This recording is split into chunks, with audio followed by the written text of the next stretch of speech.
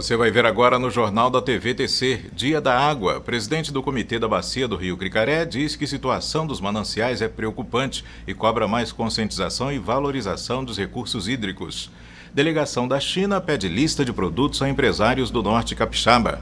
Artung lança hoje os primeiros 5 editais de licitação para a construção de 34 barragens. Terça-feira, 22 de março, o Jornal da TVTC está começando.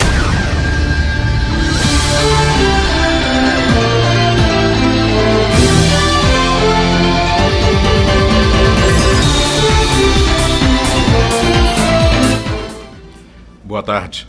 A obra de restauro da Casa da Cultura Largo do Chafariz, no Porto Histórico de São Mateus, segue o cronograma e, segundo a Secretaria Estadual da Cultura, vai cumprir o prazo da data de entrega prevista para maio. A reforma teve início em outubro do ano passado. O local vai abrigar a sede da Secretaria Municipal da Cultura e terá no segundo pavimento um espaço multiuso para atividades culturais. Entre as intervenções no imóvel estão a substituição dos pisos, a recuperação das fachadas e a construção de calçadas e rampas de acessibilidade. Também será feita a revisão de toda a rede elétrica e sanitária, a iluminação interna e equipamentos para apresentações culturais e exposições, e a climatização dos ambientes. O valor da reforma é de R$ 1.118.000, custeado pelo Instituto Sincades, em parceria com a Secretaria Estadual da Cultura e a Prefeitura de São Mateus. Hoje é Dia Mundial da Água, mas o Comitê da Bacia do Rio Cricaré e seus afluentes não tem muita coisa a comemorar. O presidente Arilson Mendes diz até que houve alguns avanços, mas destaca que a situação dos mananciais é preocupante. Ele cobra mais conscientização e valorização dos recursos hídricos.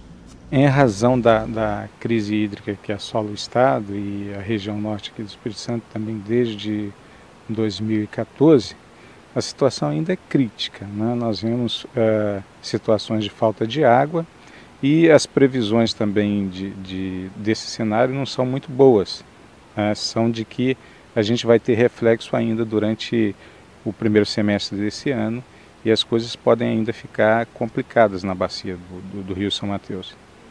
E os trabalhos do comitê, como que estão? O comitê, como gestor das águas na bacia do Rio São Mateus, nós temos atuado, principalmente nesse momento de crise, como um agente facilitador de acordos comunitários coletivos.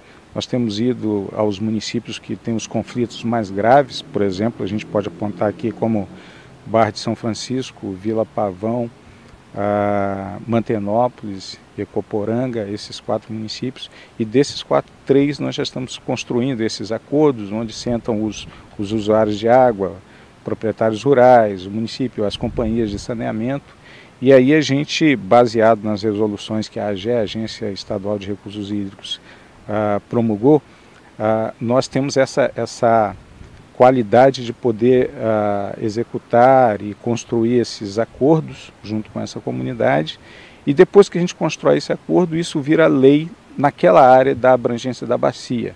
Por exemplo, o de Vila Pavão já foi aprovado e já foi homologado pelo governo do estado, já saiu no Diário Oficial. Então as regras que estão valendo lá para a captação de água são as regras que a gente inseriu nesse acordo coletivo junto com os usuários, né, tanto proprietários rurais como a companhia de saneamento daquela cidade. Essas ações do comitê que você citou são em parceria com o poder público? Como que o poder público está se mobilizando? A Lei das Águas, ela prevê que no estado tem uma secretaria, no caso aqui a Agência Estadual de Recursos Hídricos, que faz a gestão dos recursos hídricos no estado. E o comitê, os CBHs, eles são previstos em lei para fazer essa gestão. Então, as resoluções, a parte legal, foi feita pela AGE e o instrumento para fazer com que essas resoluções chegassem à comunidade foi o CBH. Então há uma parceria entre o gestor de recursos hídricos do estado e os comitês, há uma integração para que essas leis e resoluções, enfim, possam ser efetuadas na bacia. E quais são os avanços que você destaca aí nos últimos anos? No nosso caso aqui específico da bacia do Rio São Mateus, existe muita coisa ainda por fazer. Por exemplo, o diagnóstico da bacia, não existem informações suficientes, né? E a gente acabou de, no Comitê da Bacia, a gente acabou de aprovar o termo de referência. Esse termo de referência é um documento base para se contratar uma empresa através de licitação pública para fazer o plano da bacia do Rio São Mateus. O plano da bacia significa você fazer um planejamento de ações coordenadas, entre elas o diagnóstico, e fazer um levantamento de toda a bacia, como a vazão do rio, a demanda necessária para abastecimento das populações, fazer o diagnóstico do esgoto, que na maioria dos 11 municípios capixabas da bacia do Rio São Mateus não são tratados. Então, o grande avanço que a gente aponta é exatamente esse momento, em que a gente vai liberar agora, a plenária aprovou o termo de referência, nós vamos encaminhar para a AGE, amanhã nós vamos estar entregando isso lá na AGE, a aprovação do termo de referência, liberando a agência para fazer o contrato da empresa para fazer o plano de bacia. Então, o grande avanço é o plano de bacia. Depois que o plano da bacia estiver pronto, nós temos a direção, além do diagnóstico, a direção do que fazer, qual o rio que nós pretendemos ter, é como se fosse a definição, o fechamento do plano, é o rio que os habitantes dessa bacia pretendem ter daqui a 5, 10 anos. Então, para que esse rio seja alcançado, esse nível, quais são as ações que a gente tem que fazer até lá? Então isso vai estar explicitado dentro desse plano e eu considero isso como um grande avanço. A partir de agora, tanto a população vai ter mais conhecimento do Comitê da Bacia, como também vão ter as ações planejadas em cada governo desses 11 municípios para que a gente alcance esse rio desejado, que é um rio com qualidade de água boa, com balneabilidade, é um rio em que as pessoas possam voltar a tomar banho, pescar, né? E que realmente faça cumprir a missão dele, que é trazer vida à população que vive dele. Resumindo, qual seria a necessidade atual?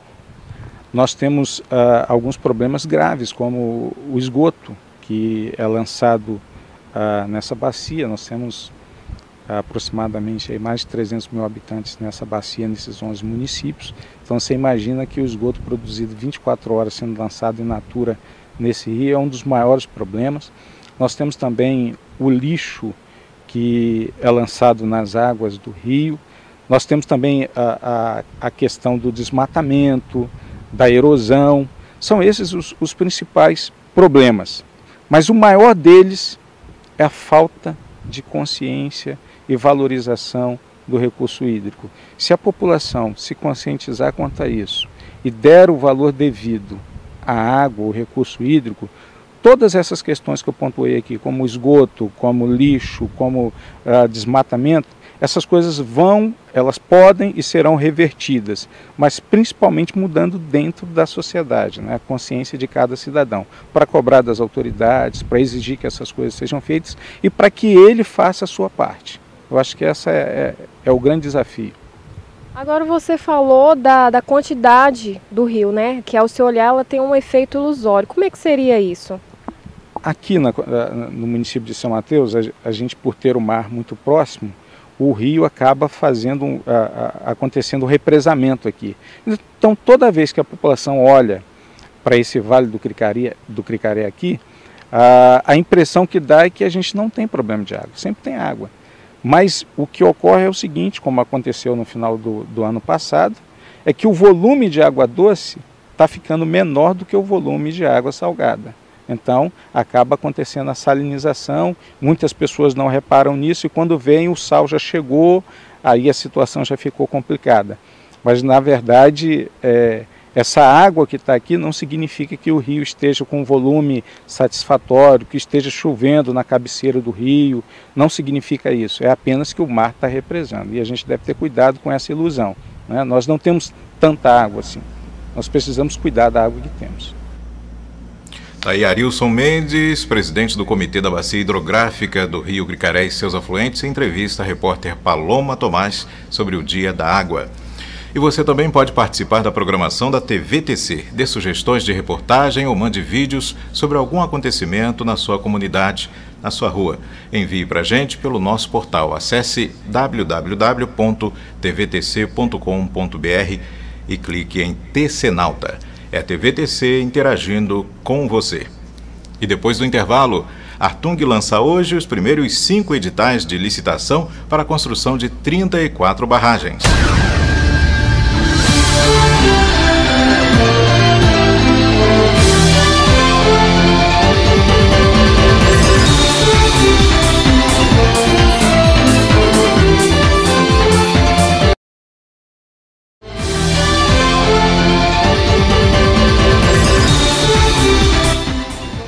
O governador Paulo Artung lança hoje os primeiros 5 editais de licitação para a construção de um conjunto de 34 barragens de médio porte.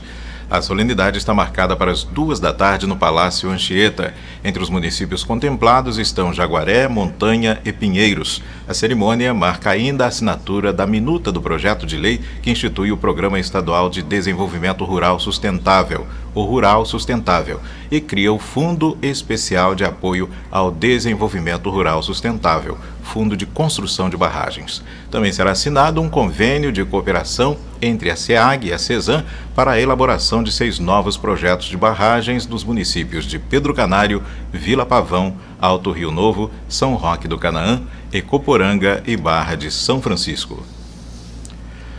Os chineses estão interessados em estreitar as relações comerciais com o norte do Espírito Santo, em especial com São Mateus.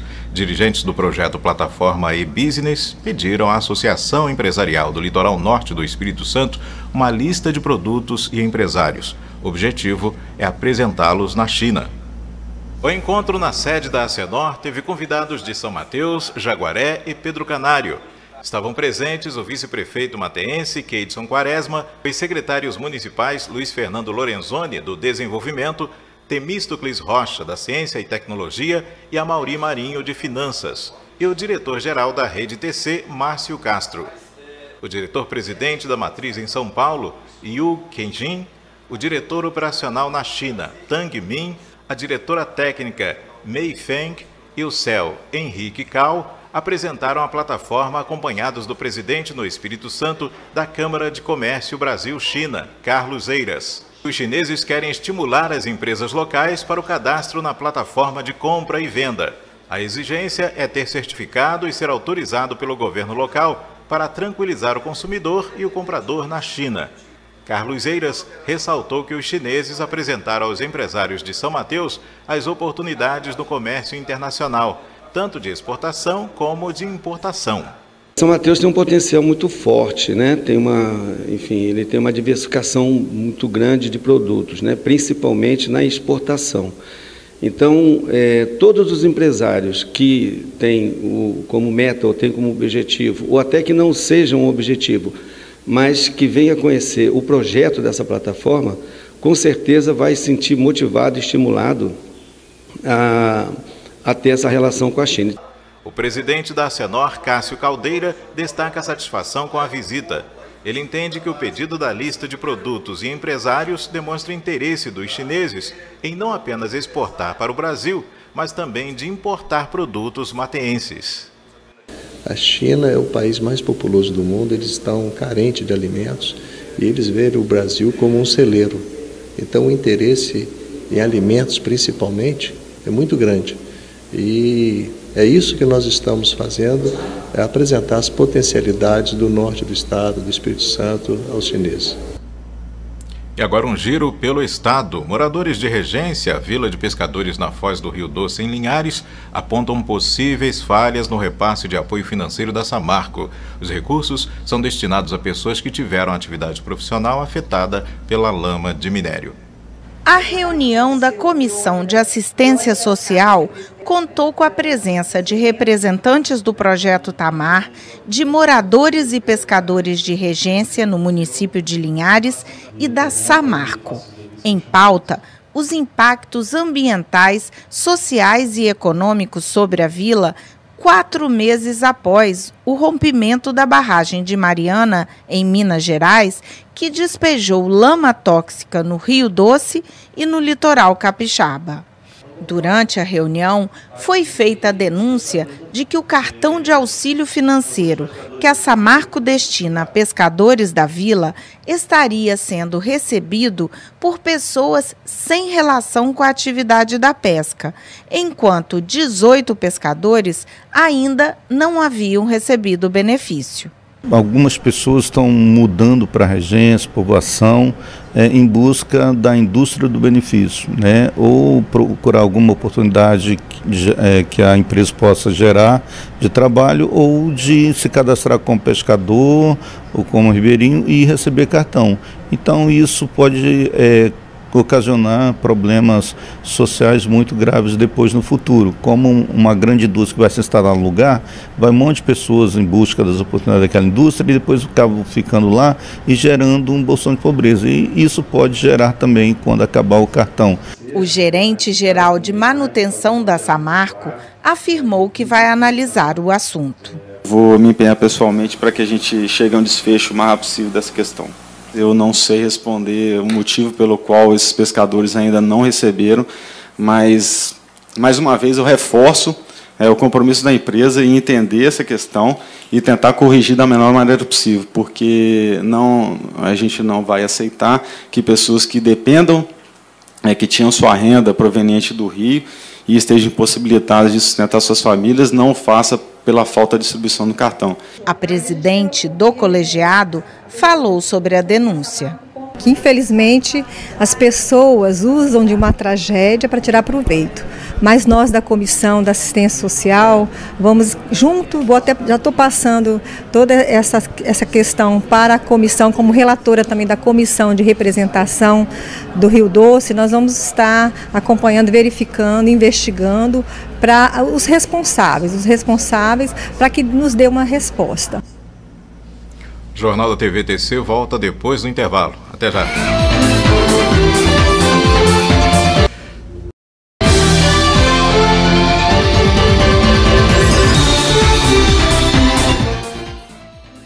Agora a previsão do tempo para hoje em São Mateus e região. Quarta-feira de sol e aumento de nuvens de manhã. Há previsão de pancadas de chuva à tarde e à noite. Temperatura mínima de 23 e máxima de 34 graus. Em Jaguaré não deve chover pela manhã, mas estão previstas pancadas de chuva no restante do dia. Mínima de 23 e máxima de 33 graus. A rede de padarias Pão de Mel vai completar 21 anos na próxima sexta-feira, dia 25. Para celebrar a data, o empresário Marcos Amorim organiza uma promoção especial e surpresa durante o dia nas 3 lojas da rede. O empresário anunciou a promoção em primeira mão para a rede TC. Ele diz que se sente muito feliz por manter as portas do comércio abertas por todos esses anos. Me sinto muito feliz, por ter chegado nas marcas de 21 anos de empresa. Porque a gente sabe que aqui no Brasil, você ficar com as portas de um comércio aberto é muito difícil. E eu agradeço muito a Deus por nós termos conseguido. Mesmo com toda a criatividade dos padeiros, o produto mais vendido nas padarias da rede Pão de Mel é o pão francês. Marcos lembra que mesmo com a alta do trigo, que eleva o preço dos pães e derivados, o mateense não deixa de ter à mesa o famoso pãozinho. O empresário conta que a rede Pão de Mel começou com a primeira padaria no bairro Ideal. Depois foi aberta a filial no bairro Boa Vista. Há 10 anos, Marcos inaugurou a fábrica de pão congelado na Aviação. Em seguida, o grupo empresarial ganhou uma filial na Avenida João 23, também na Boa Vista. O mais recente empreendimento a abrir as portas foi o Espaço Pão de Mel, destinado a festas e eventos em geral, como coffee break para empresas. Para este ano, a meta do gestor Marcos Amorim é focar nas ações dentro das lojas, procurando melhorar o atendimento e manter a qualidade dos produtos. Atualmente, a rede Pão de Mel emprega 65 pessoas. Um investimento para o cliente durante todo o ano. O Jornal da TVTC fica por aqui. Você pode rever as reportagens de hoje acessando o nosso portal www.tvtc.com.br. Logo mais tem o Jornal da TVTC, edição da noite, às 7 horas, com reprise às 10h45. Uma boa tarde para você.